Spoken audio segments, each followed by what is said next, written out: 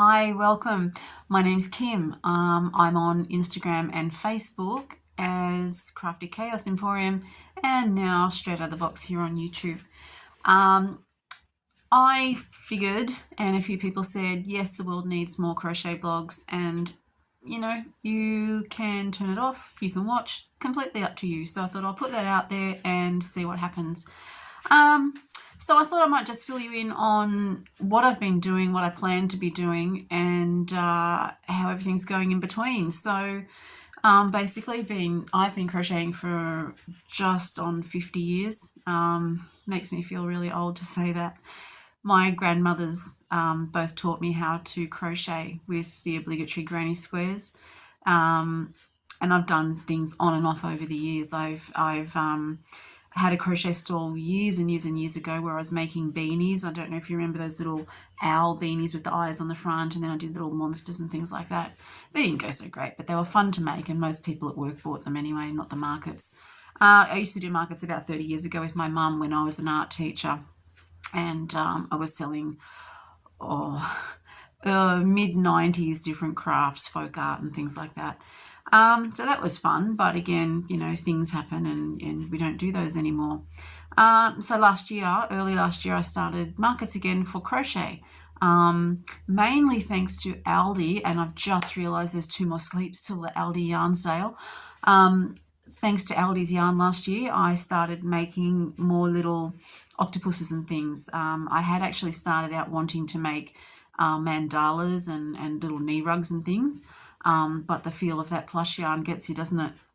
So yeah, thanks to Aldi, I got started in that, and I just gradually built up that supply. I found a flea market to go to and absolutely sucked at the flea market because people were there for cheap secondhand things. I did sell a few things, which was great, and I got some feedback from people, which was really good too. But I've since been accepted into a local craft market, so that's on the last Sunday of every month, so I do that now. Having said that, I haven't been since last year. It's been rained out. I had COVID. The organisers were sick. So I've only done one market since December. And that was a new one I did at a local church near where I work. And actually one of my colleagues gave me the information about how to sign up for that one. So that was really good because it was a free stall. I just needed to pay for the insurance. So I thought, well, I'll take out the whole year of insurance because then if something else comes up, I'm covered and I can just sort of jump in and apply and not have to worry about that. So I did that one and it was the best. It was kicked butt at that market. That was really good. I was run off my feet all day. I sold way more than what I usually do. So my regular markets at the craft markets once a month, I kind of sell around between 30 and say 35, maybe 37 tops of pieces of product. And that, obviously varies. Sometimes they buy the big things, sometimes they buy the small things. But this one on the weekend I sold, when I say on the weekend, it was about 2 weekends. I lie, it was about 3 weekends ago. I actually sold 48 items, which was fabulous, and they bought some of the biggest things, so they were pretty cashed up. The kids were cashed up, so I sold loads and loads and loads of small things. I made up some lucky dips. The kids just kept calling them mystery bags, so I'll just go with mystery bags. And yeah, everything went really well. Took in way more money than I usually do. The venue was great. The organisers were great. The location was absolutely beautiful inside the school grounds. So they're going to do 4 a year. The next one is at the end of June, which unfortunately clashes with my craft market. So I've got to decide, do I go to the craft market, which I have to pay $50 for, or do I go to the church one, which is free and makes more money? Yeah, so kind of really only one answer there, but I'll have to just see how I feel about ditching the market that I regularly go to. Anyway, I was also then accepted into another market this weekend, which is at a multicultural children's festival, about a half-hour drive south of me. It's in a big park. Apparently, it's got lots of people, so that's going to be a big one. I think that's for a start. It cost more. It was $70 for the day, and obviously talking Australian dollars, so do your own local conversions. It was something I'd never heard of before, and they were just wanting vendors for inexpensive things that kids might buy. So that's a 10:30 to 5:30 day, and there's an hour break in the middle where they do some, they call it official business, so I imagine it's the singing, the dancing, some speeches, things like that. So I was a bit worried about doing 10:30 to 5:30 by myself without a break, but I might be able to sneak away to get a cup of tea or whatever at the time that they're doing those announcements. So it looks from the photos like there's going to be massive crowds. So what I've been doing is not so much worried about restocking the big things that I have, but filling up on my small keychains and the next size up from my keychains, which is my pocket size. So with my pricing, because this is a hobby, this is not a business, I'm not going to mess about with calculators. If that's your thing, excellent. It's a great way to work out your pricing. My pricing is just based on size category. And then anything that I feel that doesn't fit into that size category or was small but was too complex, I have a separate category for that as well. So I have the keychains at my lowest price. I have pocket size, then small, mid, then chunks, and then I have my fancy chunks, and they're the things that take the most time and the most patience and probably involved quite a lot of swearing as well. I can't show you a lot of the big things because everything's packed in the garage ready for the festival, but if you've ever seen, say, Jag the jellyfish, is absolutely beautiful. I love it to pieces. It's available as a free pattern, but you can also buy it on Etsy. It's a beautiful jellyfish made with cotton or very fine yarn, and the curly whirly thing that comes down from the center, that's the technical word, has 1,000 stitches, I know, at one point, and so that took forever to make and was fiddly and small and really hurts my old achy fingers. So that's one of my fancy chunks, so that gets individually priced. Anything that I make that accidentally turns out like way too big also goes in fancy chunk and gets a separate price, but otherwise I've got categories for everything. So that's how I price. I'm sticking with that. If you have a different pricing system, that's fabulous. I'd love to hear how you work it out. I know that there are some people who use a calculator, so I'm just doing what works for me. I've just put my prices up as well because they've been the same for over a year, but I have changed to a more, not expensive, but I have changed to a type of yarn that actually costs a little bit more, and I know I started out my prices super, super low. So I have had comments from a few other vendors who come to buy things from me saying to put prices up. So I'll just sort of gradually put them up. But I don't want to be in the situation where I'm bringing a lot of things home from the markets and having to store them. I'd rather things move. So if I can, like the church market I did last time, I took 4 big bags of stock. And they were honking big bags. They were like big bags. And I came home with 3. So that was great because then that gave me an empty bag. And so I could crochet again and not worry about where I'm going to store things. So I'd rather have things moving and getting a bit of money than everything sitting there and having higher prices and just not going because it's not affordable for people. I do know that there are other crochet makers in Australia who charge many, many, many times more than what I do for a similar thing. So something that I might sell for $10. I have seen a couple of vendors on YouTube selling the same thing that I would sell for 10, they're selling for 40 or 50. And there's absolutely no way I would get that, not at the markets I'm going. So I guess it's a matter of know your area, know your customers, and cater to that. And I'm in a relatively low income area. So if I was going somewhere else, I would probably reconsider my pricing schedule, but I'm happy with it as it is. So, like I said, I didn't do any of the really big things. What I did was focus most on key rings and things that I could do really quickly and things that I know go for me that were relatively small. So I'll just give you a quick run through. I've got a few things here. Some of them I've just free-handed, which I tend to do more often than not. Is just pick up a ball of wool, pick up a hook, and see what pops out the other end. There are these ones, a lot of these ones though are also free on the Instagram, so I'll tell you who they are and put the names up for you so you can go and check out those patterns. So where to start with?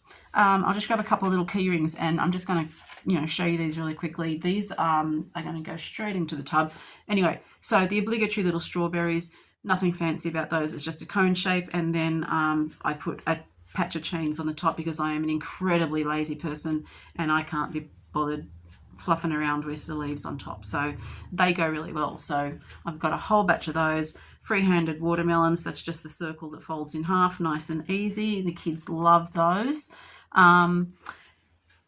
This I've only just started doing. I've never been a fan of where you do the top of this and then the top of that and then join them together and continue on it. Like some animals and things have the legs like that. It just doesn't appeal to me, and I find it a little fiddly. But I have found this yarn. There's actually 2 different types of yarn, and as well as crocheting weird things, I absolutely love to get 2 thinner yarns and put them together and see what happens. And this is what happens when you put a variegated with a purple. I absolutely love this one.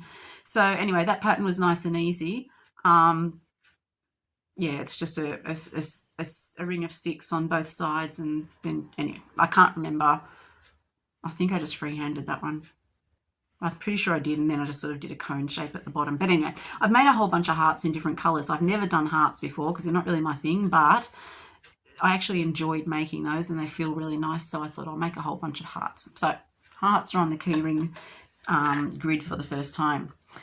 I wanted to do some little animal heads, and so I was aiming for a bear. This is what I was aiming for, was just a little circle, bobble ears, bobble nose. It's got a little safety nose and some safety eyes in there. So it's just round circles, pull it in at the bottom, nothing fancy at all. But the first time I did that one, I missed, and I ended up making this little puppy with his little flappy ears. So I can't remember why I got that one wrong, but anyway, so roughly the same idea. This is just a pick up the hook, pick up the yarn, see what happens kind of thing. So I've got a whole bunch of little fluffy puppies, and shout out to Tracy from Travel Crochet AU, who pointed out this fabulous yarn. This is, I know Temu can be a little bit controversial, but you do what you do. So Tracy sort of pointed out that Temu has this really lovely yarn and it's beautiful to work with. I don't know that it suits everything. For me, it doesn't suit everything, but for these guys, I think it absolutely does. It's a great colour for nuggets too, this one, and we will talk about nuggets a little bit later.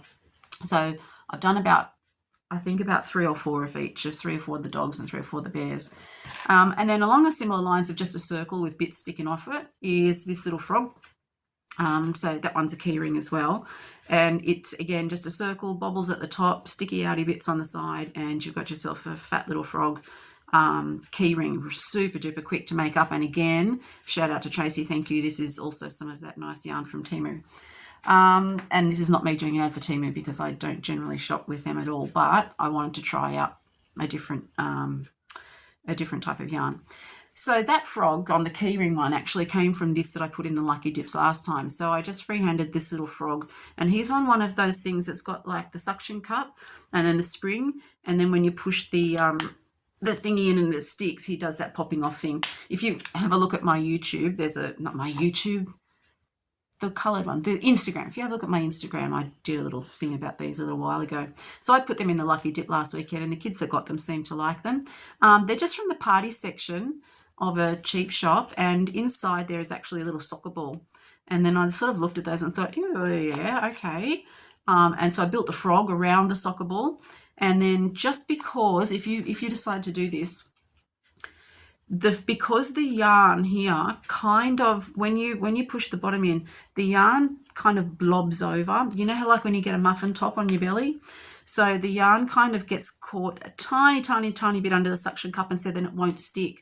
So I've just got a little piece of acetate, and what I've actually used this time around was some laminating sheet offcuts, and I've just cut a little disc, and it sits between Froggy's butt and the suction cup, and it stops the froggy butt fur from getting into the suction, so it still works. So I did that, and I've done... What else did I do? I did some chickens. I also did some chickens. So popping off chickens and popping off frogs. So yeah, they were fun, and they didn't work out too much at all. So I got like, I think there was 3 of these soccer ball sucky cup things for like $2.50, so Australian again. So that's like about 80 cents each. So that's not too bad for a little frog. I don't know if I'm going to do lucky dips this time. It's a lot of fiddling around, and it's a fair bit of table space for the way that I did it. I just put them in some stripy paper bags and folded the tops over. So there's that. Have a go at them. They're fun. If you can pick up little doodads like this, they're lots of fun to play around with. Okay, so next one, as far as key rings go, this is a free Instagram pattern, and again, I've never done something like this before, but I really love this one because it was so easy. They're so soft because that's the yarn, not the pattern, but they just turned out so good. So I just had a little binge on those. I don't batch make, I binge make. So if I do one of these things and I love it, then I'm just going to do that until I don't love it anymore, and then I'll do something else. Which reminds me of the explanation of my shop name and my Instagram name, Crafty Chaos Emporium. The chaos part I wanted included because if I don't stick with crochet forever, and I'm not going to stick with crochet forever. I don't. That's, I'll do it while I do it, and then I won't after that. But if I want to continue doing something on Instagram, something that involves, selling, marketing, whatever, the chaos part allows me to change in between. So it sort of reflects a little bit my mindset towards craft, because there is very little craft that I have not tried and done and bought and hoarded the materials for, like we sometimes do. So yeah, I've had a bit of a go of everything. I'm enjoying this. I love the feel of the yarn. It's something I can do. I have arthritis in my fingers, so normally you can see back fingers, got to do this backwards thing. Normally I would be doing graphite portraits and things, which I do on commission, but I have arthritis in my fingers, and so crocheting actually stops that, makes my fingers feel better. So I haven't picked up drawing for quite a while, but yeah, anyway. So these little roses, beautiful, long story, sorry. They're just surface crocheted around and around, and so they were really easy, and then just standard little leaf up and down one side of a chain. Those are from Stuffies by Abby, free on the Instagram. So yeah, check those out. They're a good size, nice and fast, and hopefully they'll go. Be good for Mother's Day. If you're looking for stuff for Mother's Day, I think they'd be nice. And all sorts of colors, so that's like a variegated. You could use any color for them. Fabulous little doodads, those ones. All right. There's only one more key ring left down here, and this is a pattern from Jenny at In My Spare Time Crochet. She's another local from up the coast here. I'm in Sydney, by the way. Jenny's up the coast, and like me, she's also a teacher who has a side hustle in the crochet. This is just a little fidget key ring. I guess you could make it longer and double it over and make a lanyard. It's the pony beads. And then I found this really strange yarn that I know came out in our Spotlight stores at Christmas, and it sort of feels like the fabric that they make shopping, that fabric they make the shopping bags out of. It's one of those, and it's probably works with, say, a 4 or 5 mil hook. It won't pill. It has a nice give, and it works really, it goes through your fingers nicely. It doesn't abrade your fingers or feel uncomfortable or anything. So that's a free pattern from In My Spare Time Crochet. So look that one up if you're interested. So I've done those just with different coloured sets of beads in the middle. So we'll see how they go. They should be great. But if you're a teacher, or a friend of a teacher, these would be great to have in classrooms as well for little fidget toys. I have done a fidget toy free pattern on my Instagram, but he's locked up in the garage, so I can't show it to you. He's a squidget. He's just a little round toy about so big, and he has little fiddly parts on him. So I'll show you that next video, assuming there's a next video. All right, this one, this is Big Booty Bob the Chubby Frog. He is from the delightful Tracy at Travel Crochet AU. You can find her here on the YouTubes with her videos, and oh my goodness, if you want to see Australia, check out her travel videos. Tracy and her wonderful husband have been traveling around Australia for the last 3 years in a caravan, living my dream. and she has recently stopped and got into a house, and now she's stationary, which is great because now she'll have more time for crochet. Well, maybe not though, because now she's got to do housework. Anyway, Tracy made this pattern, Big Booty Bob, the chubby frog. Great little frog, really easy pattern, really cute. Little bobbles for his feet, but he has the obligatory little froggy butt on the back there. So I've made a few of those. Big Booty Bob, he goes really quick. The kids get a giggle out of the butt.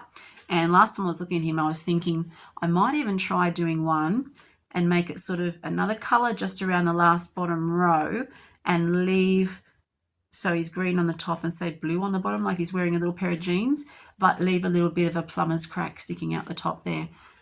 Give it a go and I'll see how it looks. So that was from Tracy. Check out her Instagram and have a look at her YouTubes if you want to see the countryside as well. And also if you want to have a look at her adventures in getting into her new local markets and how that's working out for her too. Just before I go on any further, I want to just Jenny at In My Spare Time Crochet and Tracy. I just want to thank both of them because when I first sort of started dipping my toes into the crochet community on YouTube and Instagram, they were both very, very welcoming, very, very supportive. Jenny answered lots of dumb questions very patiently for me, did a pattern test when she was flat out trying to get her shop underway. And Tracy has just been great as a cheer squad and a pattern tester and just a great friend to have a chat with. So please give those people some support, have a look at the work that they're doing and see if that's something that interests you. Like I said, Tracy's got her travels. Jenny, however, is she's just going through the process of, or has just gone through the process of setting up a shop in a collective in her local area, and that's been really interesting to see how that's been working out for her. So if you're interested in that sort of thing, give them a little bit of your time. So then next thing is, oh my goodness, this pattern, I love this pattern to pieces. There are ducks out there, right? There are duck patterns all over the place. I love this duck pattern because to me it looks like a rubber duck the most. It's just, for me, it's got the shape that I love. It's really easy to make. You start from the bottom up. You end up with like an open oval shape. You seal it off and then you whack on the head and you're good to go. Put on a bit of a beak and throw in some eyes and any colour in the world that you like, and you've got these fabulous little frogs. I love these little frogs. Why am I calling them frogs? You don't know. These are ducks. I'm old. I'm really tired. It was a long, long day at work and it was the end of the first week back. Sorry, I really love these ducks. These ducks are fabulous. These are called Rubber Duck and they are by Amateur Hour on Instagram, also free. Any colour, any size, yarn dependent. So like I've got these guys and you can see what sort of size they are, but yeah, just a different kind of yarn and they'll come out a little bit smaller. And I did actually do one in a cotton and it turned out this big and it drove me crazy, so I won't do that again. But it sold really quickly. So this is a really, really great pattern if you love ducks. I'm sure everybody's got their own favourite duck pattern though. This is the one that appeals to me because I'm lazy, like I said, and I find this easy. And I just like to repeat, these are not frogs. I'm just old and confused. All right. Speedy the Market Turtle, another free pattern on the Instagram. Speedy the Market Turtle, I'm not a turtle fan very much. I mean, they're cute and everything. I don't make them because they don't sell for me, very rarely. So I have given this little Speedy guy a bit of a go though, because I wanted to see what this yarn looked like as a shell, and then this pattern was so easy. So you just stitch the head on at the end, but everything else is just all in one piece. That is, sorry, can't read it from here. Poppy Roos on Instagram as well, another free pattern.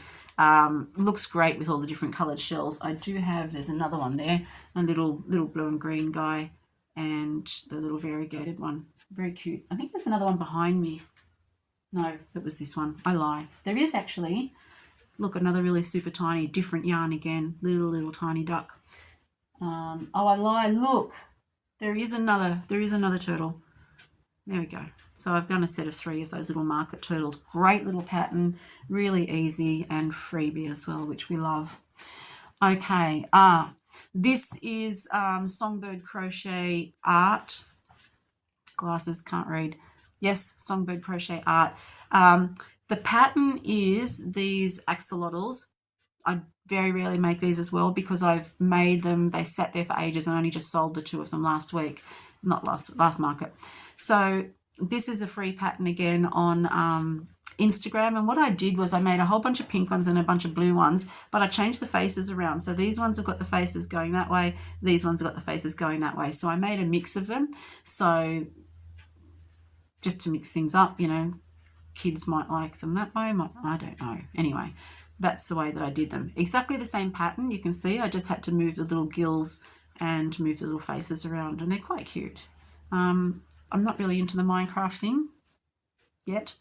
Well, no, at all. I'm not really into the Minecraft thing at all. But I will do those axolotls because some kids last time were so excited to see them. I thought, well, maybe I should just bite the bullet and do them. So I've done about a dozen. No, don't. That's ridiculous. I haven't done a dozen. I've done about 8, maybe 10 of those. All right. Everybody's staple loaf cats. They don't sell really well, but I still make them, especially when I get new yarn like this. I mean, look at those colours. Look at them. They are beautiful. And it's so soft. I know you can't feel it, but, you know, if I rub it on there, it's soft. It's really, really soft. Same yarn, no pattern, free-handed. I do acknowledge that the Annie Carraway Arts has done the original loaf cat, and I have purchased her pattern because I was too lazy to work out the tuxedo one that I wanted to do. So I have paid for her pattern, but I only use it just to have a quick look at the tuxedo, how to get the face part on. These are just free-handed. The way that I do my loaf cats is obviously the same. Start with 8 in a magic circle, double to 16, and then this size I do a single and an increase, and this one I go up to 2 singles and an increase, and then for my next size up I do 3 singles and an increase. So it's just the increase rows are the difference in the size. So that one will be my pocket and that one will be in my small, and then if I did the next round up, that would be in the mids, and then another, if I got to 4 and an increase, then that would go into my chunks. So yeah, different pictures, good Lord, different patterns on those. Different, when I say patterns, I mean the wool. But I also do things like, you know, turn them into strawberries or watermelons or fairy wings and things like that on them. So I did do a grey one and do a little red and white striped hat, and for copyright reasons called it the cat with a hat, and that sold eventually, not very quickly though. So yeah, obligatory loaf cats, all different colours, some of them, you know, normal cat colours. I very rarely do things in the colours that they're supposed to be, hence the chaos again with my username. More of that wool. I'm sorry, and I'm going to call it wool because I'm old and I've been calling it wool for 50 years, and it's only because now the world has opened up with internet that we are exposed to people who use different terminology. So yeah, I will say wool, I mean yarn. I do use wool and yarn and acrylic yarn and cotton, but anyway, deal with that, please. These googly eyes, I love these googly eyes. It's hard to know what to do with them because I am getting to an age where I am too old to walk around with them on my fingers just for fun. But I did stick these ones into the top of a circle and I just made a little googly eye monster. And the thing I love about these is when they're sitting on the table, you can do it like that and it makes it like 80% cuter than it was before.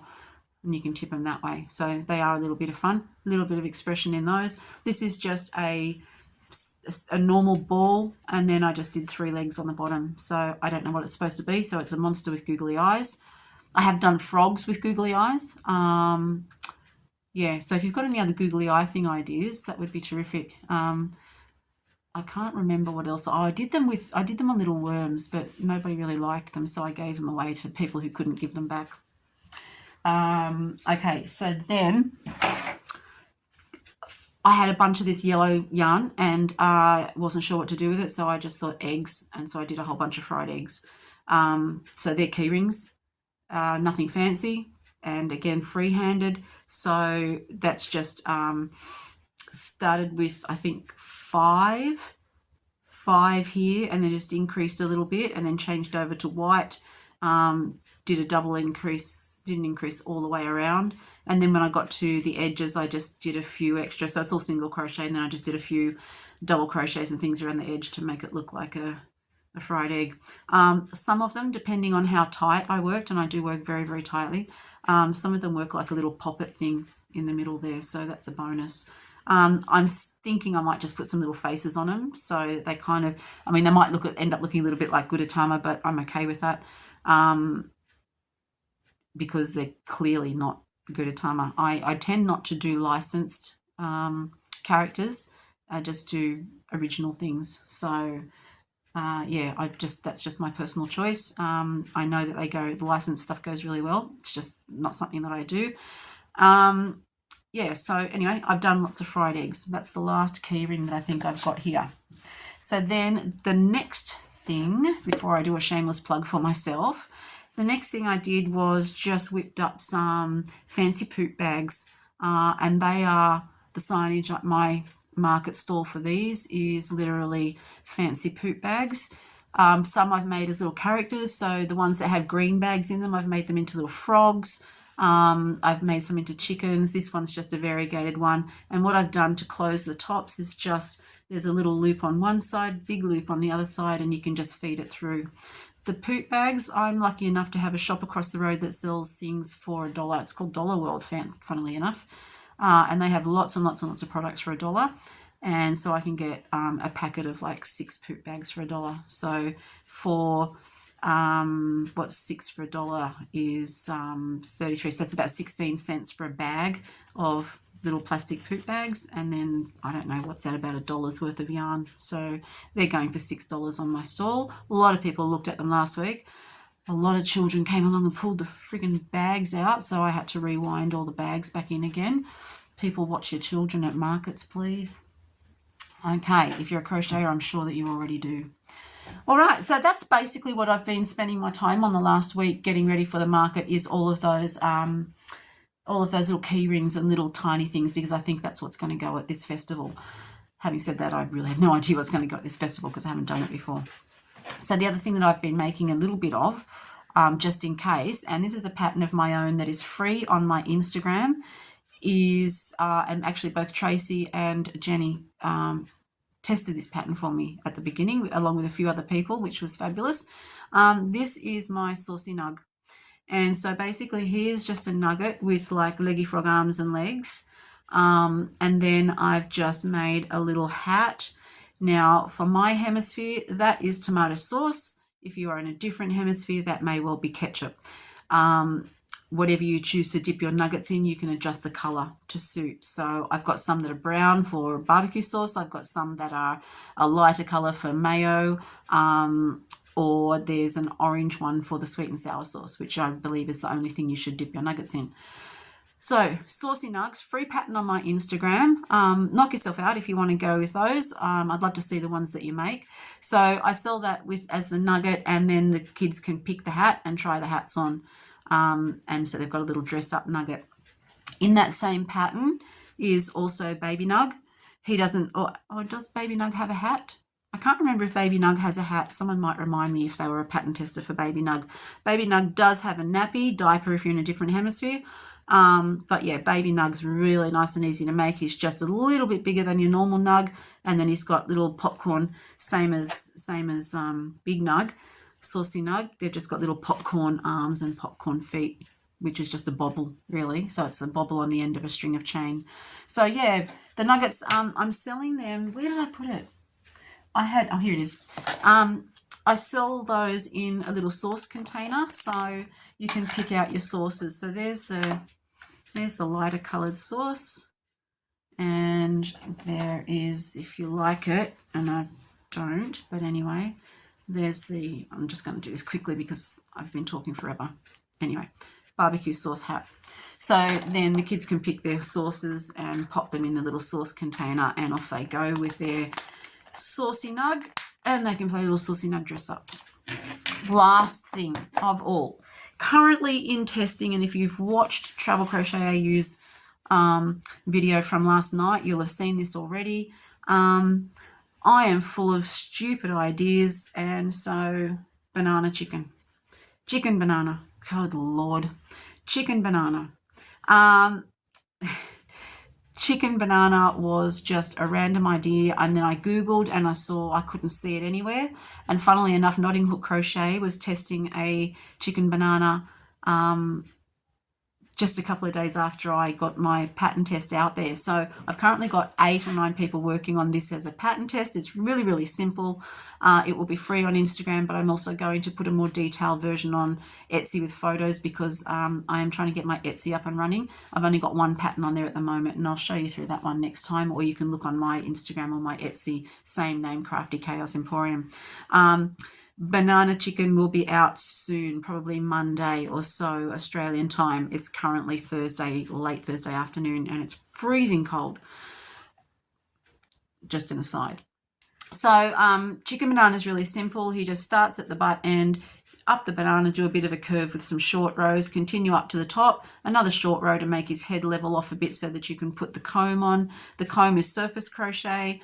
The legs, what I like to do is I make these separately, and then I use my crochet hook to just thread one tail through, tie them in a knot, and then feed it back through again. There's been some debate amongst testers and others about whether that's so I'll have to change. I mean, I didn't pick up a needle doing this at all, except to oh no, they're safety eyes. No, they're not. I lie. The only thing I used a needle for was the eyes, the body part. There was no sewing at all. I just used a crochet hook to pull the threads through. So I will adapt my pattern to say low sew and then just put a little note in there as well. Anyway, so that's coming out soon. So if you're into Chicken Banana, the greatest song ever made this year, regardless of what some people say, it is not worse than Baby Shark. Baby Shark is annoying. Chicken Banana is not. Chicken Banana is a lovely song, and we do love it. Chicken Banana on my Instagram, coming soon. Look out for that one. And that's it. That's me done. I'm just checking my list that's right in front of me and to make sure that I didn't leave out anyone's name of things that I've been doing. So no, I gave everybody's name for all of the patterns that I used.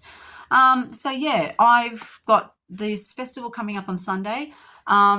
Big clap to anybody who can actually do a market and film at the same time, because that ain't me. I tried it last time and nope, didn't happen. So I'm going to have a try again at this festival. If not, I'll at least get some photos, and then probably on Monday I will check back in and let you know how that festival went and give you a bit of a run through my stall setup. I am not trying a different setup, but I'm trying to take less materials because this time I actually have to carry everything from my car. Usually I'm quite spoiled and I can drive my car right to my spot and just dump everything on the ground and then go park my car. But this time I've got to ferry everything in a trolley. So that's going to be a little bit tricky. But yeah, anyway, I'll check back in with you next week and let you know how all of that goes. Meantime, if you've made it this far through my ramblings, thank you.